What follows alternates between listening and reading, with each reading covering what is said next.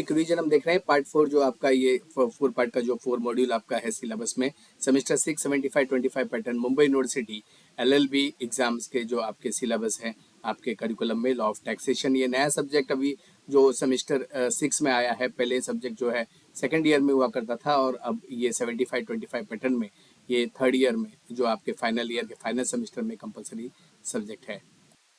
तो आपके इस सिलेबस में जो मॉड्यूल 4 है इसमें टोटल 3 एक्ट है। अगर आप देखते हैं तो गुड्स एंड सर्विस टैक्स जो इनडायरेक्ट टैक्स है आपका, और इसमें और एक चीज़ जो 4.2 आप देखते हो महाराष्ट्र स्टेट टैक्स जो प्रोफेशनल टैक्स होते हैं, trade callings and employment act 1975 की।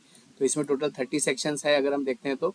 और गुड्स एंड सर्विस टैक्स जो GST है इसमें भी जो तीनों एक्ट है उसके, जैसे सेंट्रल GST एक्ट है 2017 का, इसका चैप्टर 1 to 6 है। इसमें भी टोटल 30 सेक्शंस है 1 to 6 चैप्टर में, वो भी हम डिटेल में देखेंगे। उसके बाद इसमें और एक एक्ट है इंटीग्रेटेड GST एक्ट 2017, जब स्टेट और स्टेट आपस में जब GST कैसे लगेगी ये इंटीग्रेटेड GST बताता है। तो इसमें टोटल जो आपके है ये पूरा है, तो इसमें टोटल 9 चैप्टर्स हैं इंटीग्रेटेड GST एक्ट 2017 में, और इसमें टोटल 26 सेक्शंस है। और उसी तरह से महाराष्ट्र GST एक्ट 2017 इसका भी पूरा एक्ट आपको नहीं है, चैप्टर 1 to 6 है, इसमें टोटल 30 सेक्शंस है। तो आप देखेंगे तो इसमें टोटल 30 सेक्शंस है। महाराष्ट्र GST एक्ट 2017 में टोटल 30 सेक्शंस है, और सेंट्रल GST एक्ट 2017 में भी 30 सेक्शंस है, और इंटीग्रेटेड एक्ट 2017 GST का। तो ये टोटल आपको 4 एक्ट है मॉड्यूल 4 में। इसको भी वेटेज अच्छा है एग्जाम्स में, अगर आप देखेंगे तो इनडायरेक्ट टैक्स पे शॉर्ट नोट्स पे और प्रॉब्लम्स पे इस पे बार बार क्वेश्चंस जो पहले सब्जेक्ट हुआ करता था उसमें आते थे, इस बार कैसे आएगा देखते हैं। तो ये सब पहला जो टॉपिक है, पहला एक्ट है हम वो देख रहे हैं, फटाफट इजी है।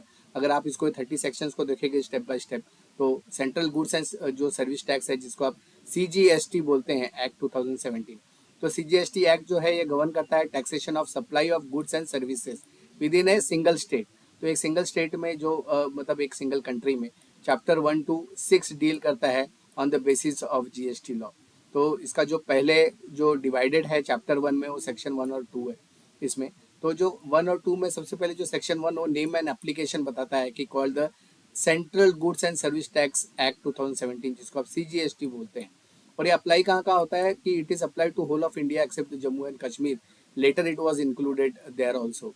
उसके आगे हम देखते हैं तो इंपॉर्टेंट डेफिनेशन है इसके, जैसे गुड्स के, सर्विसेज के, supply, taxable income, input tax credit and output tax, business etcetera, वो भी हम डिटेल में देखेंगे।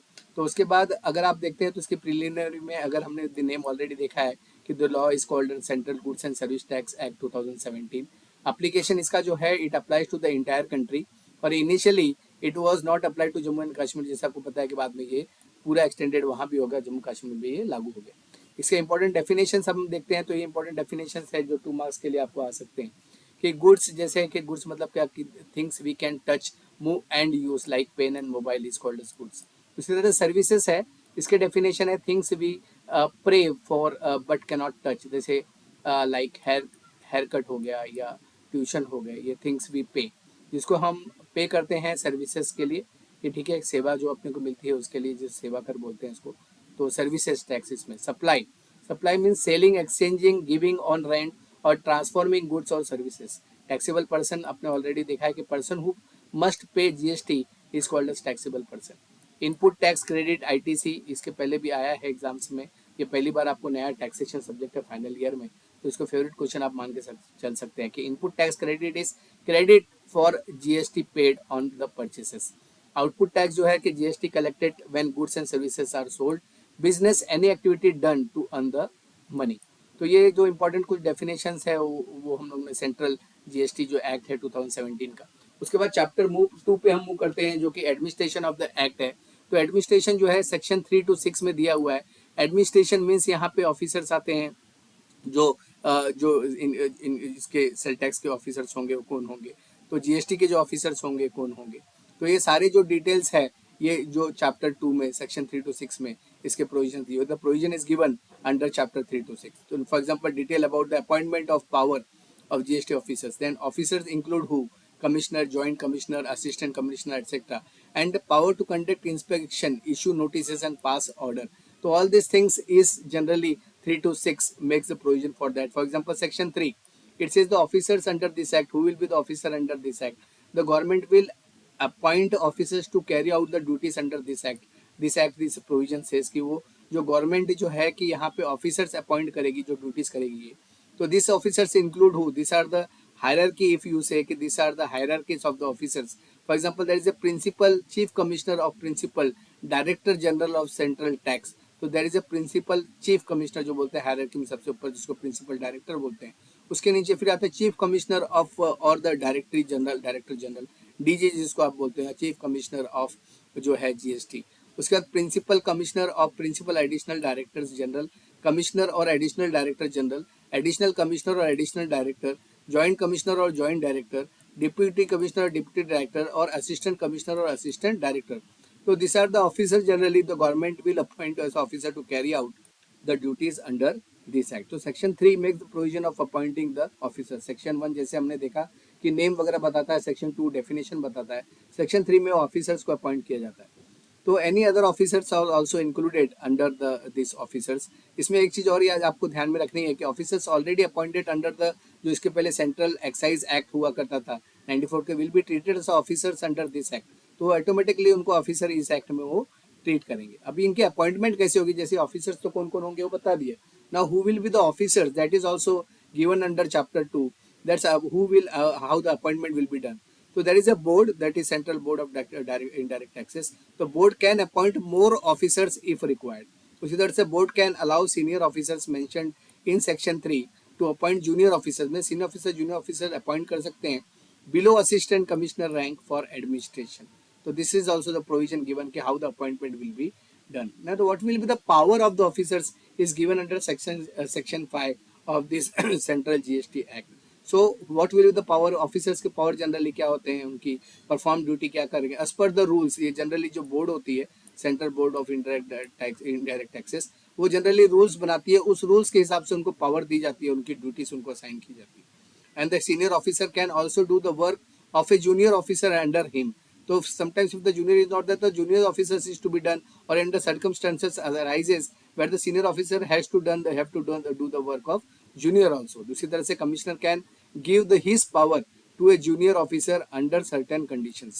So this is how the powers can be exchanged by the senior and junior. So under this, the delegation of the power can be done by the junior. This is assigned, and this provision is made under section 5, power of the officers. The commissioner can give his power to a junior officer under certain circumstances. Likewise, the appellate authorities, those who handle appeals, can not use the power of other officers. This is important.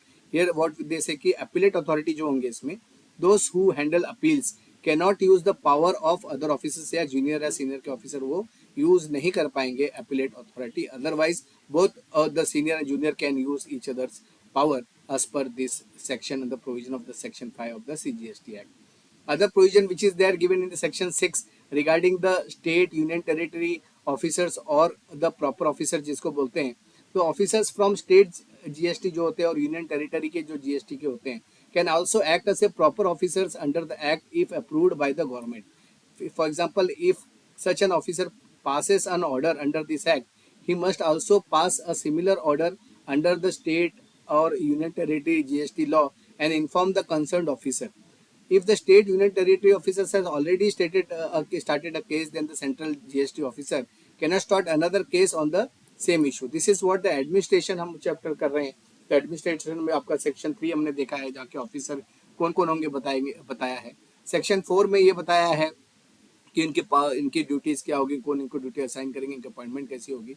और power section 5 बताता है, और section 6 में कि अगर union territory के और state के ऑफिसर है तो वो भी इस तरह से ये इनका काम वो कर सकते हैं, but this are the condition apply. खाली जो अपील्स और the correction for the order made by the central GST officers can only be done by the central GST officers, not any state और यूनियन टेरिटरी. जनरल क्वेश्चन आपको generally इसमें ऐसा आ सकता है short note के या full length के लिए, ही एक्सप्लेन सीजीएसटी एक्ट 2017, या फिर short note on CGST act, और या तो powers of the CGST act like that. और उसके बाद हम देखते हैं कि चैप्टर 3 क्या क्या है. इजी चैप्टर्स हैं, इजी प्रोविजंस अगर हम देखेंगे स्टेप बाय स्टेप. जैसे हमने सेक्शन 1 देखा, तो सेक्शन 1 जब हमने देखा कि उसके अंदर जो टाइटल नेम दिया हुआ है, एंड देन जो सेक्शन 2 है उसके अंदर डेफिनेशंस दिए हुए हैं. सेक्शन 3, 4, 5, 6 एडमिनिस्ट्रेशन है कि एडमिनिस्ट्रेशन कौन करेगा इस टैक्स के, इनडायरेक्ट टैक्स के प्रोविजन के, जो सेंट्रल जीएसटी एक्ट है उसके. देन जो चैप्टर 6 है कि levy and the collection of the taxes, जो कि सेक्शन 7 to 11 में दिए हुए हैं कि ये टैक्सेस इम्पोज कैसे होंगे, इसको कलेक्शन कैसे किया जाएगा। All this provision is given under chapter 3 section 7 to 11। तो सेक्शन 7 जो होता है कि व्हाट इज सप्लाई, पहले आपको जानना जरूरी है। सप्लाई मीन्स प्रोवाइडिंग गुड्स और services in exchange for money और अदर वैल्यू। जो भी चीजें आप जो मनी दे के या लेते हो, खरीदते हो, या सर्विसेज किसी की सेवा लेते हो in exchange for the money और अदर वैल्यू। और जैसे कि नॉर्मल बिजनेस एक्टिविटी है लाइक सेल्स हो गया, ट्रांसफर हो गया, एक्सचेंज हो गया, लीज, रेंट या डिस्पोजल, तो all this comes under supply. Likewise, the transaction between the club societies and their members will also be considered as supply, even if they are the part of the same group. Third thing, import of the services for money is also supply, where the business or personal use the import or services are taking place. There also it will be considered as supply. Other things, the same some transactions done without payment that is listed in schedule 1 also to be counted as supply. तो what will be not supply? तो supply किसको नहीं बोला जाएगा? जैसे activities listed in schedule 3 like salaries or core duties of the CGST Act that will be not considered as supply. Likewise, the certain government activities may also not be counted as supply if notified. तो अगर notify करता है board कि तो उसको फिर उसमें नहीं लिया जाएगा सप्लाई में, क्योंकि जो सप्लाई होगी गुड्स और या फिर सर्विसेज उसी पे टैक्स लगेगा। तो एक्टिविटी जो शेड्यूल 3 में दी हुई है वो उसको भी सप्लाई नहीं माना जाएगा जो इस एक्ट के। और सर्टेन गवर्नमेंट एक्टिविटीज़ है, अगर उसको नोटिफाई किया जाएगा, उसकी सर्कुलर निकाली जाएगी, तो भी उसको जो है कि इसके सप्लाई के दायरे में नहीं रहेगा। Government can clarify whether the transaction is supply of goods or supply of services as per schedule 2। उसी तरह से हम जो इसका सेक्शन 8 देखते हैं कि tax on composite and mix supplies. जैसे कंपोजिट सप्लाई एग्जांपल गुड्स और services together, tax is charge based on the main supply. That's why the mix supply जिसको बोलते हैं example combo offer, the tax is charge based on item that is the highest tax rate. So this is also to be remembered. Then section 9 tax levy and collection. तो central जो GST है is applied in the intrastate supplies within the same state except the alcohol, except an alcohol। तो इसका एक exception है। तो tax rate is decided by the government, actually maximum 20% paid by the taxable person और the seller। और इसके भी जो provisions है वो फाइनेंस जो बिल निकलता है, एक्ट निकलता है, उसके अंदर उसके प्रोविजंस आते हैं। टैक्स ऑन पेट्रोल जैसे डीजल है, नेचुरल गैस है, will be charged from the date notified by the government, and some goods and services are taxed under the reserve charge where the buyer pays the tax. Likewise, the reserve charge can also be applied from when the buying an unregistered person if notified in case of e-commerce platform जैसे Amazon है, tax on certain services है, may be paid by the platform not the seller। इसके जो composition होते हैं जो scheme के for small tax payer जो होते हैं, जैसे कि 1% मैन्युफैक्चरर को लगा दिया, 2.5% सर्टन सर्विस प्रोवाइडर को लगा दिया, या 0.5% और अदर्स को लगा दिया। तो स्मॉल बिजनेसमैन जिसके टर्नओवर 50 लाख से जो 1.5 करोड़ तक के होते हैं can pay at a lower rate instead of regular GST. तो उसके भी प्रोविजंस इसमें दिए हुए, लेकिन उसके कंडीशंस होते हैं, जैसे it's must not be no inter state sales या no sales through e commerce platform in most cases, and not dealing in goods and services that are exempt or not taxed, and not a causa, not a regular or residential tax. If the turnover crosses the limit during the year, the benefit of the scheme ends automatically. They can't collect GST from a customer or claim input tax credit in such case। इसमें penalty के भी provisions है। If a person uses the scheme without being eligible, they may have to pay the tax, fine and penalty। Section 11 makes the provision of the GST exemption। तो आपको अगर question आ सकता है कि शॉर्ट नोट्स कि how the taxes of the GS central GST has levied, तो the provision is given under section 7 to 11। तो ये सारी चीज़ें आपको वहाँ पे लिखनी होती है। और जीएसटी एक्सेम्पशन जो है कि government can except certain goods and services from GST through general notification वो निकाल सकती है ऑल के लिए, या through special orders case to case basis in exceptional situations. तो दिस एक्सेप्शन जो होते हैं have certain condition that will be attached, और government can add clarification to notification letter. तो जब जीएसटी जैसे आया था कि बहुत सारी क्लैरिफिकेशन रहती थी और बार बार उसको जो है कि क्लियरली उसको निकालने की कोशिश करती थी। तो ये था चैप्टर 3। चैप्टर 4 में जो आपका time and value of supply है, सेक्शन 12 to 15 में इसके प्रोविजन है कि टाइम एंड वैल्यू जो इसका अंडर जीएसटी है। तो इसका जो सेक्शन 12 है वो time of supply of goods बताता है कि this tell us when the GST becomes payable on goods, जिसका जनरल रूल होता है कि टाइम ऑफ सप्लाई जो होता है अर्लियर, जैसे इनवॉइस डेट होगा या payment receive date whichever is earlier, तो उसमें वो जीएसटी लगाने के इसमें प्रोविजन वो करता है। If extra is there, the 1000 is received on over invoice value, the supplier can choose invoice date for GST. उसी तरह से ये रिवर्स चार्ज भी करता है बायर पे जीएसटी, जहाँ पे कि time of supply in the earliest of जैसे date of receipt of the good है, या date of payment in the books और bank whichever is earlier 30 days after the supplier invoice. If the above dates can't be found, then use of the date of the entry in buyer's account, तो voucher जो होता है उसका, if the item is clearly known at the time of issue, the voucher issue date, तब तक वो लगेगा. Otherwise redemption जब डेट होगा तब. तो अदर केसेस में क्या होता है, if unclear from the above two, the use of the return filing date और the payment date. If the interest late और फी पेनल्टी है तो GST applies on the date of receipt. Section 13 जो इसका time of supply of services के बारे में इसके प्रोविजन करता है कि this tells that the GST is to be paid on services. General rule इसका ऐसा है कि टाइम ऑफ सप्लाई जब होगा सर्विसेज का इज द अर्लीस्ट, जैसे डेट जब इनवाइस की रेज होगी ऑन द इशू डेट, तो द पेमेंट डेट को भी आप जीएसटी लगा सकते हैं.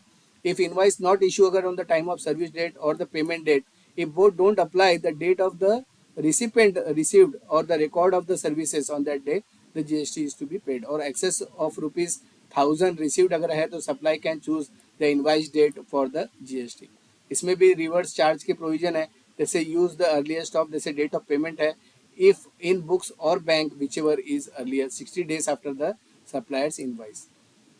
If supply is from the related company outside India, use date of payment entry whichever is earlier. इसमें भी वाउचर जो देखते हैं same as goods, if known issue date होगा, if unknown redemption date.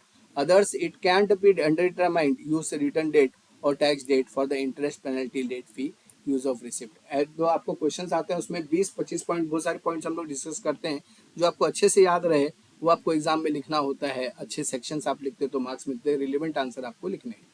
When tax rate changes, if the tax changes, the time of supply decide which tax applies. For example, supply made before rate change. If the invoice payment both are after change, then the use earlier of the date. Invoice before.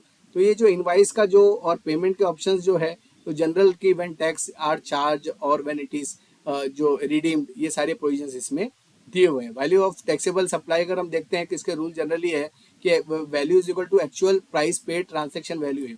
In such how the calculation of the GST applies, तो इसमें buyer and seller are not related, price is the only consideration. What it includes other taxes duties if charge separately, या expenses paid by buyer but should have been paid by the seller, parking commission and other charges at interest penalty late fee, या फिर subsidies link to the prices who are excluded under the discount if they are before the time of the supply shown in the invoice or after supply of for the prior agreement and the buyer reverts IT accordingly. इसका special cases जैसे होता है कि इन value can be decided normally, use methods prescribe by the government, some notified supplies में have specific values और method.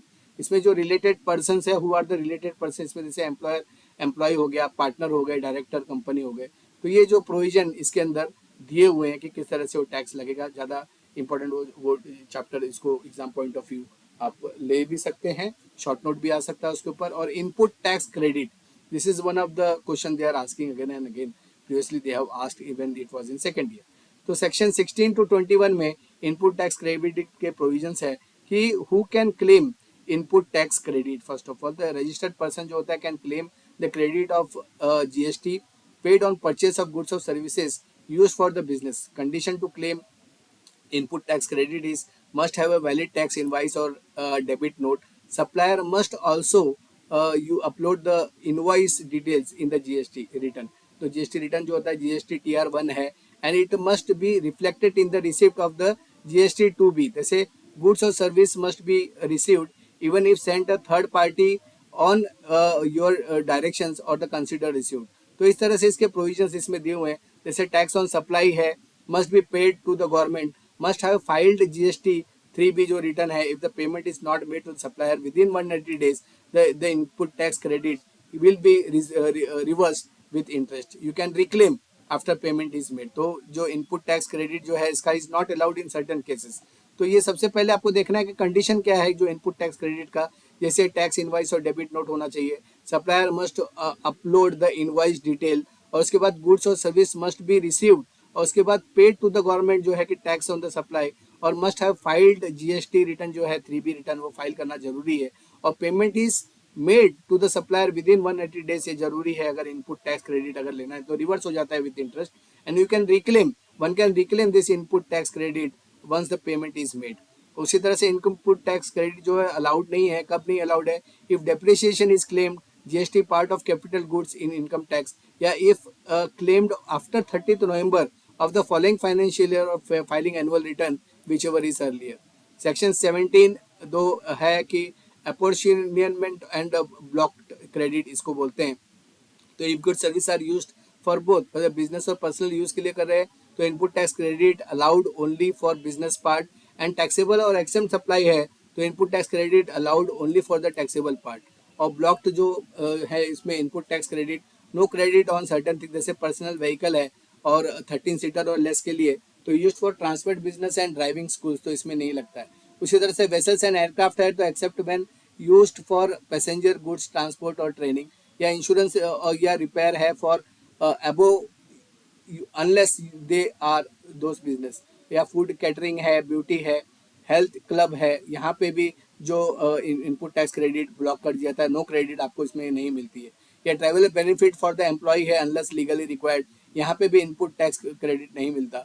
और उसी तरह से वर्क्स कॉन्ट्रैक्ट एंड कंस्ट्रक्शन है ऑफ इमूवेबल प्रॉपर्टी, या goods and service on the personal use है, gift free samples, या if tax is paid of the composite scheme, this section 10, or the CSR related goods and service, and if the tax is paid under penalty, detention, appeal, section 74, 129 and 130। उसी तरह से हम section 18 देखते हैं कि special situation है for input tax credit के लिए, देखिए ITC is allowed when you register within 30 days of becoming liable, your regular the voluntary register है, या you switch for the composite to the regular scheme है, या you start supply taxable goods and services which were earlier except. उसके तो condition है तो ITC के claim must be made within 1 year from the invoice date, in case of business transfer merger और sale. तो ये when selling the capital pay higher ITC reduces 1%, ये भी याद रखना है, जीएसटी की जो प्राइस है वो भी। तो जॉब वर्क जो है कि इनपुट टैक्स क्रेडिट का अलाउड होता है if you send input or the capital goods job worker, you can claim ITC even if items are sent directly to the job worker। इसे टाइम लिमिट है to receive back the input जो लेना है return within 1 year, और capital goods है तो with in 3 year आपको जो है कि टाइम लिमिट है रिसीव बैक जो इनपुट टैक्स क्रेडिट का। Otherwise it's treated as a supply and GST is applicable and payable in such cases. उसी तरह से सेक्शन 220 जो है इनपुट सर्विसेज डिस्ट्रीब्यूटर के बारे में बोलता है, एचडी जिसको आप बोलते हो, तो ये लाइक हेड ऑफिस होता है, can distribute input tax credit to branches. जैसे इसके कंडीशंस है कि distribute based on actual usage और टर्नओवर और यूज प्रिस्क्राइब डॉक्यूमेंट, या must not distribute more than available credit. Section 21 जो है कि रॉन्ग डिस्ट्रीब्यूशन बाय आईएसडी है, if ISD gives excess credit to any branch the branch must pay with interest, recovery is done as per section 73-74 इसमें करते हैं। Last में आप देखते हैं कि जो रजिस्ट्रेशन है आपका जो ये सीजीएसटी का, तो अगर हम देखेंगे तो चैप्टर वाइज अगर आप इसको 1-2 बार सुनोगे तो आपको क्लियर हो जाएगा कि क्या है करके। आपको जनरली इसके ऊपर शॉर्ट नोट आ सकता है सीजीएसटी पे, तो यानी आपको 15 to 20 पॉइंट्स जो चैप्टर 1 क्या है, 2 क्या है, 3 क्या है, 4 क्या है, 5 क्या है, आपको ये लिखना होता है। उसमें प्रोविजंस क्या है अगर आपको अगर देखेंगे तो स्टेप बाय स्टेप आप देखते हैं तो आपको ये एकदम ईजी लगने लगता है कि पूरा जो प्रोविजन है कि ये एक्ट का नाम क्या है, इसमें कौन से इंपॉर्टेंट डेफिनेशंस हैं, इसके ऑफिसर्स कौन है, इसको कैसे लेवी किया जाता है, मतलब ये सीजीएसटी लगाया कैसे जाता है, और इसको जो है कि इनपुट टैक्स क्रेडिट कैसे लिया जाता है, कब उसको इनपुट टैक्स क्रेडिट माना जाएगा, कब जो इसको जीएसटी की तरह उसको ट्रीट किया जाएगा। और उसके बाद इसको रजिस्ट्रेशन के बारे में इसकी डिटेल है कि who must register under the जो आपका जीएसटी में। तो इसमें ये बताया कि if your total turnover sales in a year is more than you must register under this GST. जैसे 20 lakhs है नॉर्मल स्टेट में, या 10 lakhs है special category state like north eastern state है, तो गवर्नमेंट में allow a higher limit up to 40 lakhs for business dealing only in goods not services. Turnover includes your own sales, जैसे sales made on behalf of others. या section 23 जो है who does not need GST registration, so people only selling exempt goods services या farmer selling their own products, या government may notify other categories who are exempted। so जो central GST है तो इसके अंदर जो compulsory registration no matter what is turnover वो section 24 में दिया हुआ है कि ये ऐसे लोग कि जिसको कंपलसरी रजिस्ट्रेशन करना है, जैसे 2 मार्क्स के लिए आपको आ सकता है who must do compulsory registration in GST. So जैसे इंटर स्टेट सेलर हो गया, या जो सेंट्रल जीएसटी के अंदर, या कैजुअल टैक्सेबल पर्सन है, टेम्पररी बिजनेसमैन है, पर्सन यूज्ड रिजर्व चार्ज, या e commerce seller operations, non resident taxable person, agents making sales और अदर्स, तो इनपुट सर्विस डिस्ट्रीब्यूटर, या पीपल सेलिंग ऑनलाइन इंफॉर्मेशन या services from the outside India to India, जैसे जिसको data mining बोलते हैं, online gaming suppliers from outside India, anyone notified by the government. तो this are the categories where the compulsory registration no matter what is turnover is to be done। और likewise the section 22 में आपको जो limit दिया हुआ कि इतना अगर आपका टर्नओवर है तो आपको रजिस्ट्रेशन कंपलसरी है।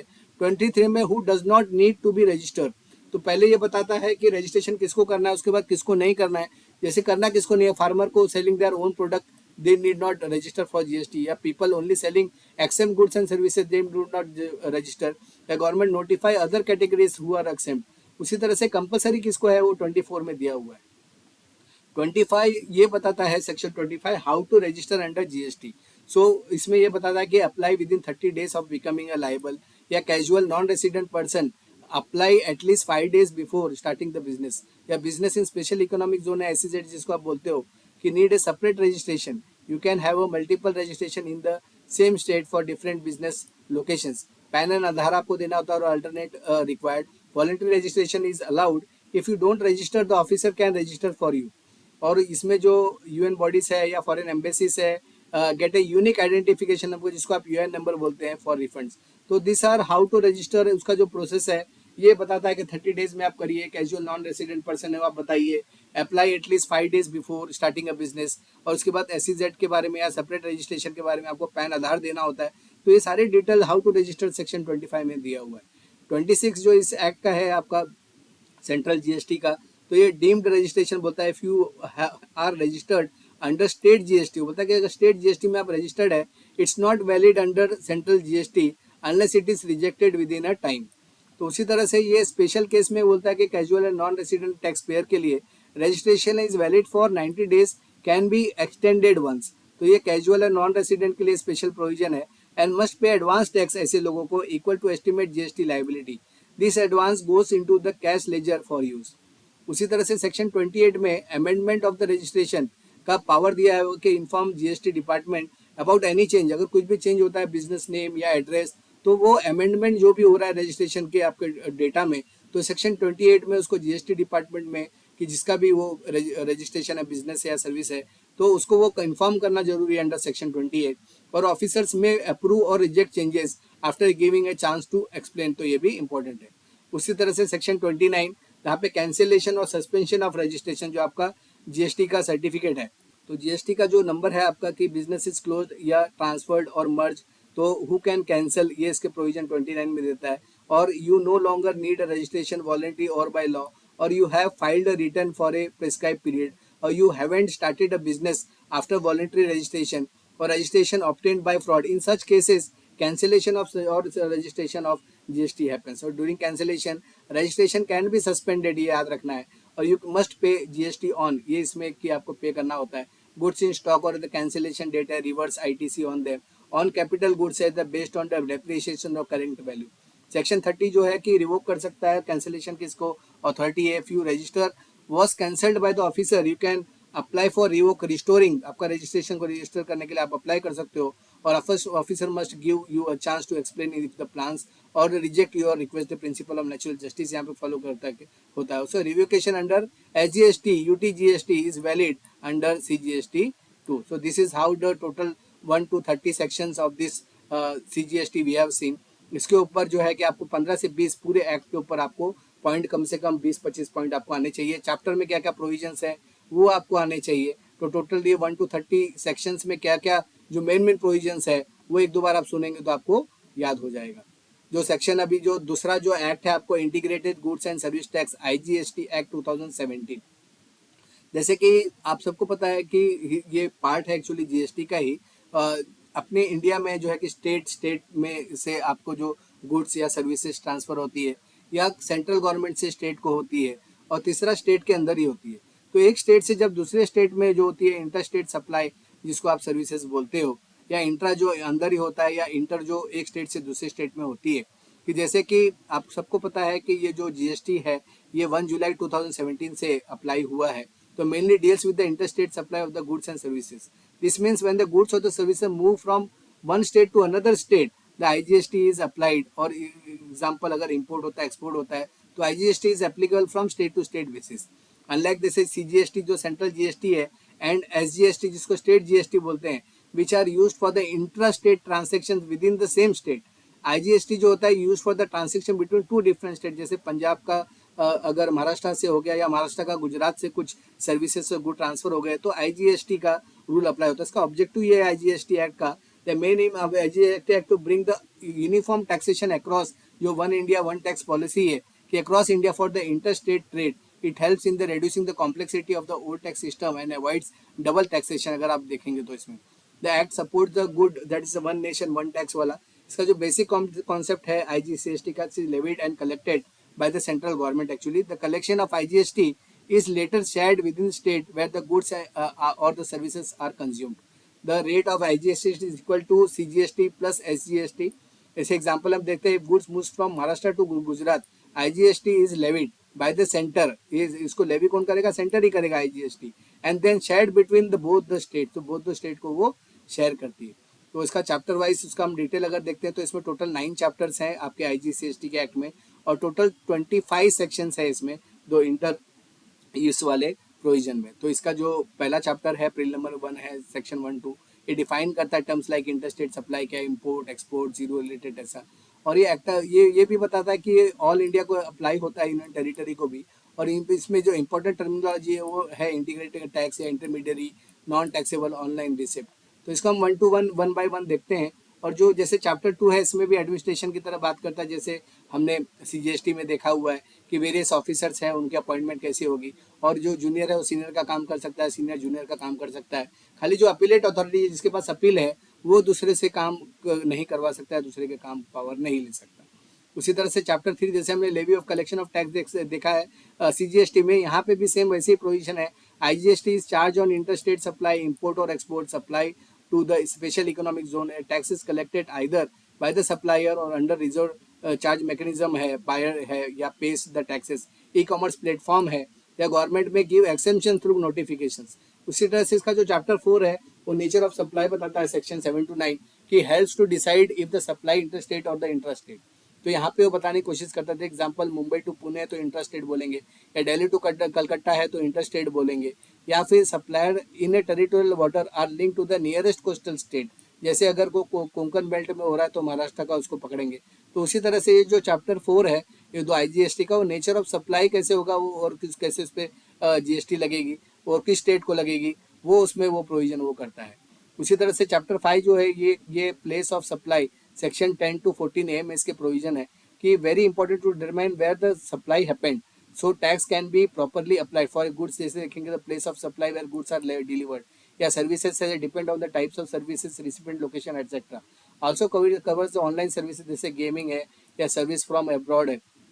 तो ये सारी चीज़ें उसमें आईजीएसटी में कवर्ड होती है. और रिफंड टू टूरिस्ट सेक्शन 15 में ये प्रोविजन है कि foreign tourist can claim for the refund of IGST paid on goods और the purchased in India when they leave the country. तो इसके भी प्रोविजन है कि इसके ऊपर वो एक्सेम्पशन ले सकते हैं जो फॉरेन टूरिस्ट है. और उसका जो रिफंड का प्रोविजन है वो सेक्शन 15 में उसके पावर दिए हुए हैं. उसके बाद चैप्टर 7 जो है कि जीरो रेटेड सप्लाई जिसको आप बोलते हो सेक्शन 16 में, some supplies are zero rated. This means no tax is charge on such supplies. और if both the supplier can still claim input tax credit जिसको आप आईटीसी बोलते हो. और इसका एग्जांपल अगर देखेंगे तो एक्सपोर्ट ऑफ गुड्स और सर्विसेज है या सप्लाई टू एसईजेड है यूनिट्स और टू डेवलपर्स. उसी तरह से चैप्टर जो 8 आप देखते हो कि अपॉइंटमेंट एंड सेटलमेंट जैसे सेक्शन 17 to 19 में दिया हुआ है, describes how IGST collected is divided between the centre and states. तो ये इसके जो अपॉर्चुनमेंट एंड सेटलमेंट के जो प्रोविजन है 17 और 19 में इसके प्रोविजन है. If the tax is wrongly paid CGST instead of IGST और वाइस वर्सा द रिफंड्स और एडजस्टमेंट आर अलाउड. तो ये सारे प्रोविजन जो है चैप्टर 7 में दिए हुए हैं 17 और 19 में. जो 9 है मिसलेनियस प्रोविजन है सेक्शन 20 to 25. तो state the CGST rules also apply to IGST for refund penalties, filing return etcetera and gives government power to make rules or solve implementation problems. Input tax credit under IGST अगर देखते हैं तो business can claim credit of IGST paid on purchase or this credit can be used to pay IGST, CGST and SGST. Helps to avoid the tax on tax cascading effect को ये बचाने की बताता है। की फीचर जो IGST का है कि अप्लाइज ऑन इंटरस्टेट सप्लाई, जैसे इंपोर्ट एक्सपोर्ट एसईजेड का ट्रांसेक्शन, इसमें ज़्यादा ये अप्लाई होता है। और ये charge by the central government और shared with in the states और विद द स्टेट गवर्नमेंट से वो जो शेयर होता है दोनों पे जहाँ पे वो हो रहा है। तो इसमें रिवर्स चार्ज जो होता है buyers pay the tax instead of supplier, और उसी तरह से ऑनलाइन सर्विसेज जो है कि tax even if the supplied from abroad, और इसके जो रिफंड के प्रोविजन इसके available to for the exporters and the tourist, इसके रिफंड के प्रोविजन है। ये इंपॉर्टेंट प्रोविजंस और फीचर्स हमने आईजीएसटी के देखे। आपको क्वेश्चन आता है what are the important features of IGST, तो ये टोटल 25 सेक्शन है वो आपको बताने हैं। टोटल 9 जो 9 पॉइंट्स आप उसको बोल सकते हो, जो 9 चैप्टर्स है आपके, इसमें क्या क्या इंपॉर्टेंट प्रोविजंस है। अगर आपको स्टेप बाय स्टेप देखते हैं तो it's very easy to understand. Important of IGST हम देखते हैं तो इंश्योर करता है fair distribution of tax between centre and state and make inter state and trade easier and more transparent, जैसे इंकरेज करता है एक्सपोर्ट को and helps SEZ zero tax जो लायबिलिटी है बेनिफिट की, और aids in building the common nation market. और ये देखेंगे तो integrated goods and service tax IGST act जो है ये मेजर स्टेप है towards the unified tax system जो इंडिया का है। It removes the barrier actually the between the states, promoting transparency and support the economic goal. तो ये क्या करता है कि ease of doing the business की what is simple structure and IT based compliance, IGST place a very important role in the indirect tax framework. आइए अब next हम लोग देखते हैं 1.3 जो मॉड्यूल 1 का 3 पार्ट में डिवाइडेड है। जैसे हम लोग सेंट्रल जीएसटी हमने देख लिया है, इंटर आईजीएसटी हमने देख लिया है। उसके बाद ये नेक्स्ट जो स्टेट वाला होता है, जैसे आपको महाराष्ट्र स्टेट का है तो Maharashtra goods and service tax MGST जो एक्ट है 2017 का, इसमें भी टोटल चैप्टर जो है 6 चैप्टर्स है और 30 सेक्शंस है। ये जो सेम है जो सेंट्रल जीएसटी है उसी तरह से ये स्टेट जीएसटी जो है महाराष्ट्र जीएसटी जो है ऑलमोस्ट सेम है। टोटल 30 सेक्शंस उसमें प्रोविजन अगर हम देखेंगे फटाफट तो पहला जो है कि वो प्रिलिमिनरी में वो बताता है कि इसका सेम डेफिनेशन है structure CGST applies to only within Maharashtra, ये आपको याद रखना है। तो इसका जो एक्ट का टाइटल है तो Maharashtra goods and service tax act 2017 है। और इसका जो कमेंसमेंट देखेंगे तो सेक्शन 1(3) में दिया हुआ है कि the act shall come into force on the date of the state government may notify in the official gazette on the different provision may come into effect on different dates। अगर हम देखेंगे तो total इसके अंदर 120 around definition है जो section 2 में आपको मिल जाएंगे।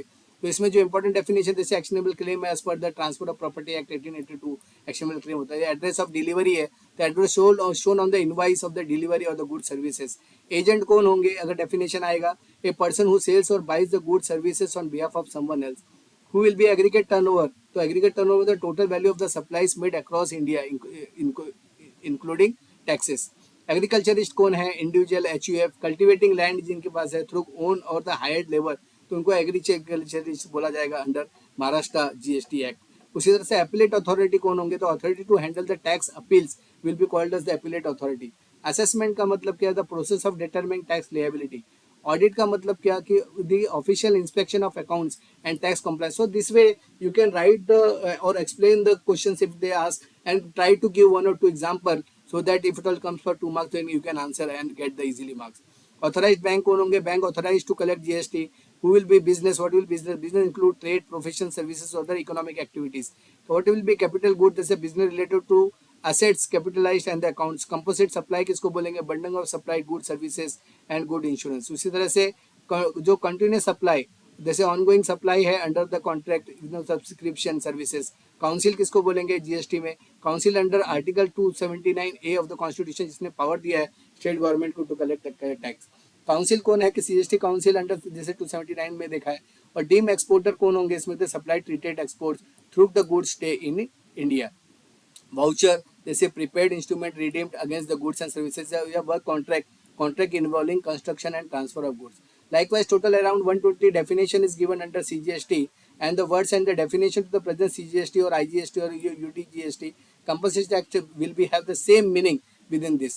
और इसमें भी जो अगर आप देखते हैं कि जैसे उसमें चैप्टर 1 में जो CGST के भी है आईजी सेंट्रल जो जीएसटी है उसके अंदर भी टोटल 30 सेक्शंस है, इसमें भी टोटल 30 सेक्शंस है, इसके भी टोटल जो है 6 चैप्टर्स हैं।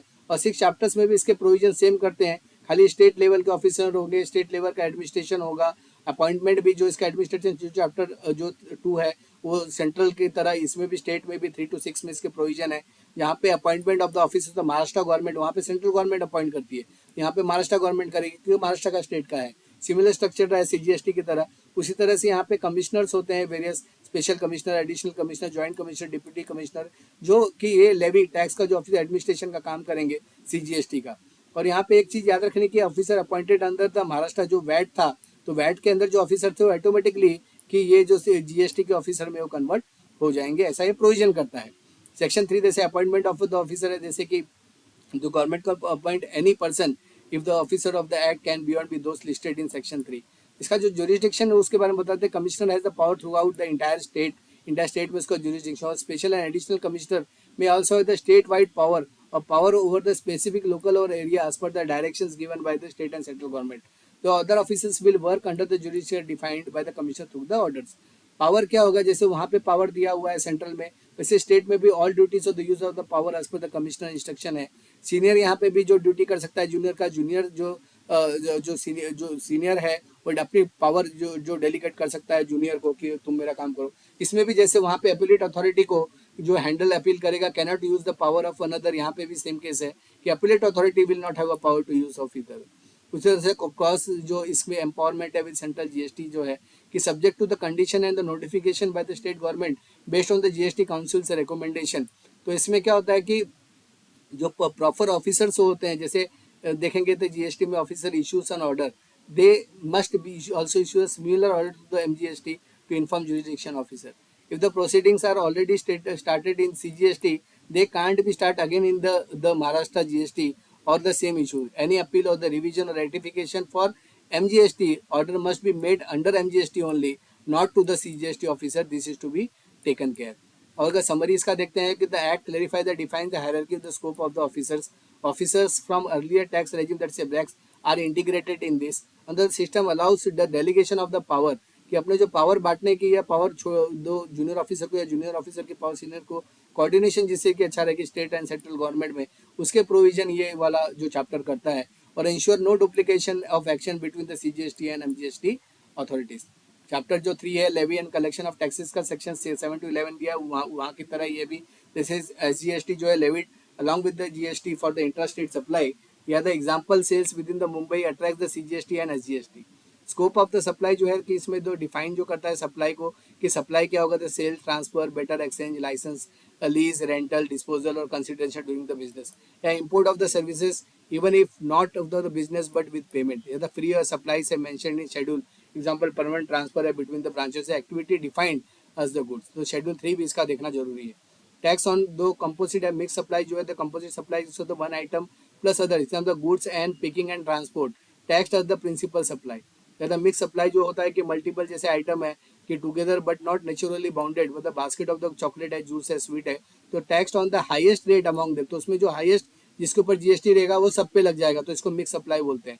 कंपोजिट में क्या होता है कि अलग अलग लगता है कि प्रिंसिपल सप्लाई पे डिपेंड करता है। Levy and collection of the Maharashtra GST जो है कि ये 20% उसी तरह से है एक्सेप्ट अल्कोहल का। स्पेशल प्रोविजन जैसे पेट्रोलियम प्रोडक्ट के ऊपर है, like petrol will be tax from the date of notified, या रिवर्स जो चार्ज मैकेनिज्म है ई कॉमर्स के बारे में, ये टैक्सेबल रिप्रेजेंटेशन के उसके अंदर दिया हुआ है और फाइनेंस पे डिपेंड करता है। उसी तरह से बिजनेस का जो टर्नओवर 50 लाख तक है, तो अगर जो छोटे टर्नओवर है तो उनको जो कुछ छूट देते थे 1% मैन्युफैक्चर 2.5 या 0.5 for the others. If the up to 50 lakh तक अगर उसका टर्नओवर है तो यहाँ पे उसको कम जीएसटी देना होता है। कंडीशन ये होता है कि नो इंटरस्टेट, यहाँ पे भी no supply through e commerce और no services except restaurant and not for makers of the notified good, the business under the same PAN must opt together. तो ये जो if the turnover exceeds at the limit the option of automatically ends, it's no tax collection is input tax credit is allowed in this scheme. If someone wrong avail the services तो भी हो जाता है। इसी तरह power to grant exemption for the tax, तो central जो state government है उसको भी जैसे जनरल एक्सेप्शन है थ्रू नोटिफिकेशन में वो फुली और पार्शियली जो एक्सेप्ट करा सकती है। Special exception cases of by special order भी वो एक्सेप्शन कर सकती है, उसको टैक्स को हॉलीडे दे सकती है। The government can insert a clarifying explanation, ये 1 ईयर तक के लिए कर सकती है। Central government issues the exception CGST also applicable to MGST. ये सारी चीज़ें आपको ध्यान में रखनी है। तो इसमें जो कवर करता है जो आपका ये चैप्टर जो है कि 3 व्हाट इट कवर्स कि what is the counted a supply under GST CGST and SGST, sorry, how tax is calculated on composite mix supplies, rules of levying MGST and reverse change and e-commerce and supply simple compositions जो इसका scheme है और small tax payers and government power to exempt it। उसके बाद time and value of supply आप देखते हो तो चैप्टर 4 में दिया है time and value added supply, तो महाराष्ट्र सर्विस टैक्स का जैसे इसके अंदर सेम प्रोविजन है जैसे आपको सीजीएसटी में दिया हुआ है, तो ऑलमोस्ट सेम है, तो हम इसको रिपीट नहीं कर रहे हैं। तो उसके बाद अगर हम आगे देखते हैं इसके अंदर जो नेक्स्ट चैप्टर, इसका समरी देख लेते हैं। लेकिन जैसे 12 टू 13 14 15 क्या बोलता है, 12 ये बोलता है time of supply of goods जो है कि उस पर अर्लियर ऑफ इनवाइस और पेमेंट, तो की पॉइंट्स टू बी रिमेंबर कि जहाँ पे उसको देना होगा। Time of supply of services जो है कि early of invoice service date of payment, तब वो टैक्स लेवी होगा। उसी तरह चेंज इस tax rate the based on the timing of the supply invoice and payment and value of the supply actual price plus changes excluding discount. उसी तरह से input tax credit जो है वो सेम प्रोविजंस है जैसे कि सेंट्रल टैक्स में है, और 16 टू 21 में इसके जो इनपुट टैक्स क्रेडिट के। उसी तरह से सेंटर की तरह इसमें रजिस्ट्रेशन का प्रोसेस है पूरा, कि रजिस्ट्रेशन जो Maharashtra goods and service tax जो एक्ट है उसके अंदर जो 22 टू 30 में रजिस्ट्रेशन का प्रोसेस के person liable to be registered जैसे aggregate turnover is financial year is 20 lakhs और 10 lakhs special categories like Mizoram, Tripura etcetera state में, या 20 lakhs in Maharashtra and other cases registration is required. Same provisions है जैसे कि आपके जो सेंट्रल जीएसटी में है। तो उसी तरह से डेफिनेशंस कुछ इंपॉर्टेंट इसमें aggregate turnover, total supply taxable plus except PAN wise, और जॉब वर्कर्स जो है कि उनको भी टर्नओवर जो इंक्लूडेड है। स्पेशल कैटेगरी है स्टेट्स के भी as defined under article 294A of the G. तो person who are not liable to registration, इसमें वो भी दिया हुआ है कि supplier dealing only in the except और non taxable good services, agriculture is selling the own product है सेम CGST की तरह। अदर कैटेगरीज है, और इसमें जो हु मस्ट रजिस्टर कंपलसरी वो भी इसमें जो इसमें प्रोविजंस दिए हुए हैं जैसे इंडस्ट्रियल सप्लायर है, कैजुअल टैक्सेबल है, person under reverse charge, E commerce seller, input service distributor, a person deducting TDS, a supplier acting on behalf of other agents, a foreign online services and persons notified by the government. Key points to be remembered under this is 30 days है non resident जो casual tax payer है, register 5 days before the starting of the business, registration pan based है यहाँ पे भी, और person क्या है मल्टीपल रजिस्ट्रेशन इन स्टेट्स। तो लाइकवाइज 26 में डीम्ड रजिस्ट्रेशन है, special provision of casual non resident है जैसे सेंट्रल जीएसटी में, सेम यहाँ पे भी वही प्रोविजंस हैं। अमेंडमेंट जो है कि जैसे आपको वहाँ इन्फॉर्म करना है जैसे हमने CGST में देखा है सेम है। Cancellation of registration is also almost same which is there in the central GST जैसे बिजनेस क्लोज और ट्रांसफर्ड, और द कॉन्स्टिट्यूशन चेंज है, voluntary registered, not filing of returns, 3 period composite scheme, या the 6 month है regular tax payer के registration obtained by the fraud mismade. In this cases the cancellation of registration take place. तो revocation जो है कि उसके लिए वो अप्लाई कर सकता है कि with in 30 days of the cancellation approve या रिजेक्ट होता है। तो इसको अगर हम समरी देखते हैं कि 22 आपका जो पर्सन लायबल करता है रजिस्टर के लिए 20 lakhs जो लिमिट है, 10 lakhs for the special status, 23 person who are not liable ये बताता है कि ओनली एक्सेप्ट सप्लाईज और एग्रीकल्चरिस्ट, 24 ये बताता है कंपलसरी रजिस्ट्रेशन केसेस है जैसे ई कॉमर्स हो गए, RCS ISD इंटर स्टेट, या 25 ये बताता है रजिस्ट्रेशन प्रोसीजर क्या होगा, apply within 30 days pan required. और ये डीम्ड रजिस्ट्रेशन जो है under GST state registration compulsory, और कैजुअल नॉन रजिस्ट्रेशन का प्रोविजन है कि वैलिड फॉर 90 days ये pre deposit. Amendment of registration का प्रोसेस के inform with in prescribed time, 29 cancellation of registration, 30 the revocation. This is how we completed the 3 act, the CGST, IGCST and state GST, that is Maharashtra CGST। अब आइए move करते हैं next जो important topic है जिसको आपको full length question या short note आने की फुल संभावना होती है कि ये Maharashtra state tax and professional trade calling and employment tax act 1975 different act है। इसके अंदर भी टोटल 30 सेक्शंस है, चैप्टर वाइज डिवाइड नहीं है, तो इसको हम डिटेल में अब देखते हैं। Let's see this one, the Maharashtra State Tax on Professional Trades Calling and Employment Act 1975। So जैसे आप सबको पता है कि जो प्रोफेशनल टैक्स देते हैं तो Maharashtra state tax on professional trade and calling employment act 1975, ये जो महाराष्ट्र गवर्नमेंट ने ये to collect the from the people earning income through employment हो गया या प्रोफेशन हो गया या ट्रेड हो गया, एनी बिजनेस एक्टिविटी, तो इसमें से प्रोफेशनल टैक्स जिसको आप बोलते हैं वो ये लोग भरते हैं। जैसे कोई नौकरी पे है या प्रोफेशन करता है या ट्रेड करता है या बिजनेस करता है, तो ये why was this act made, ये 276 में एक्चुअली हमने जो पहला चैप्टर देखा है उसके अंदर जो फर्स्ट मॉड्यूल में कि 276 में Indian constitution of India which allows the state government to levy a tax on profession trade calling and employment. तो Maharashtra implemented in the law in 1975 to generate the state revenue for the public welfare and employment schemes. तो ये जो act है इसके ऊपर आप ये मान के चलिए कि अराउंड 15 मार्क्स तक आने के इसके वेटेज होते हैं, होने चाहिए, तो लेकिन कितने भी आ सकते हैं। तो ऑब्जेक्टिव्स ऑफ द एक्ट जो है कि to collect tax from individuals and entities engaging profession trade and employment. तो ये क्या करता है, to ensure uniform system of profession tax in the state, ये रेगुलेट करता है एंड सिंप्लीफाई करता है the process of tax collection from professionals and employees. It uses the revenue collected from the employment guarantee scheme and other special benefit schemes. तो ये objective है इस act का. एप्लीकेबिलिटी ऑफ ये एक्ट क्या है कि the act applies to the entire state of Maharashtra and covers the following.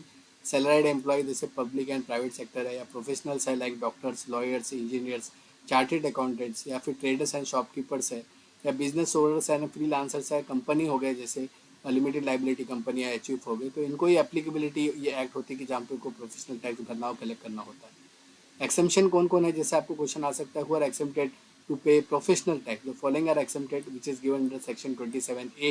जैसे आर्म फोर्स पर्सनल हो गए, या फिजिकली डिसेबल्ड पर्सन है, या सीनियर सिटीजन है अबव 65 ईयर्स, या बद्दी वर्कर है इन टेक्सटाइल इंडस्ट्री, या parents of mentally challenge children and woman agents under Mahila Bachat योजना.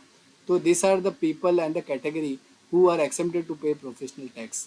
एक्चुअली इसको आप पी टैक्स बोलते हैं. तो Maharashtra state tax on professional trade and calling employment act जो है 1975 का, इसमें टोटल 30 सेक्शंस है एक्चुअली. तो ये 30 सेक्शन डिवाइडेड थे. लेवी ऑफ द चार्जेस क्या होंगे, लाइबिलिटी ऑफ एम्प्लॉयर क्या होगा, registration and enrolment of the P tax and the returns and the payment of the tax, assessment and the inquiry, penalties and offences, appeals and revision, power of the authorities under the professional this act and rule making power, exemptions, amendment of other amendments and grant to local authorities. इसके जो important definitions if we see, they are the person include who the individuals, HUF, firms, companies, corporations, societies, etc. Employers who will be called as employer under this act, any person or organization paying salary or wages are employer as per this act as per section 2. Employee any person who works for salary or the wages, या professional trade calling है कि any work or business done to earn income, who will be a commissioner, the officer appointed to administer and implement this act will be called as commissioner. So these are the important definition under section 2. Levy and charges of the taxes under section 3, it is given कि the state government levies the tax on profession, trade, calling and employment. It applies to whom? Employee earning salary or wages, at the self-employed professionals पे लगता है, and traders and business persons पे. The tax is charged as per the categories and income slash provided in schedule 1, and however the maximum 2500 तक means 2500 per year per person can be levied the tax as per schedule 1. Employer duty क्या होगा, to deduct the paid tax. Section 4 में वो दिया हुआ है कि the employer must deduct the tax from the earlier employees salaries and deposit with the government, and even if they fail to deduct they are still liable to pay it. And if the employee is working with a multiple employer or engaging in additional business, they must pay the tax directly after getting the enrolled. जैसे इसमें बताया कि 7,500 तक है woman only को तो उनको नील है, अप टू 10,000 है तो नील है, और 10,000 से 15,000 किसी को सैलरी है 2,000 पर मंथ, उसका जो पी टैक्स कटना चाहिए. एबो रुपीज़ 15,000 जो है कि उनको 200 पर मंथ या ₹300 इन फरवरी, जिससे कि वो 2,500 पूरा हो जाए. तो इस तरह से ये टैक्स लैब होता है, professional tax lab in Maharashtra पर 2025. रजिस्ट्रेशन एंड एनरोलमेंट सेक्शन 5 में जैसे दिया कि there are 2 types of registration को रजिस्ट्रेशन सर्टिफिकेट आरसी बोलते हैं एंड एनरोलमेंट सर्टिफिकेट ईसी बोलते हैं. तो जो रजिस्ट्रेशन सर्टिफिकेट आरसी है, the employers must obtain it with in the 30 days of the employing staff. It is mandatory to deduct and deposit professional tax and employ salary. उसी तरह से जो enrolment certificate है for self employed professionals business और individuals engage in business for profession must get enrolled. Application to be made within 30 days from the date of the liability. This is important. The penalty for the delay is if the employer fail to register, then the 5 rupees per day, and individual fails to pay तो ₹2 per day. The false जो information अगर भरता है तो penalty up to 3 times of the tax amount is the provision which is mentioned in this. Return and filing के जो provision है section 6 में है कि employer must file the return, show the tax deduct and paid, and return to be filed within prescribed date, and the proof of the payment that is challan must be attached. इसकी जो penalty है कि late filing without valid reason is ₹300 per return. Assessment and the tax collected section 7 में इसके provision है if the returns are not filed, the tax officer can assess the tax payable based on the available information. Payment of the tax जो section 8 में दिया है कि monthly payment by the employer before the 20th of the following month, and annual payment to be enrolled individual before 30 June every month. Consequence अगर failure क्या है कि अगर डिडक्ट नहीं करता है तो इंटरेस्ट अप टू 1.25% जो per month on paid tax and the SSC will be considered as default.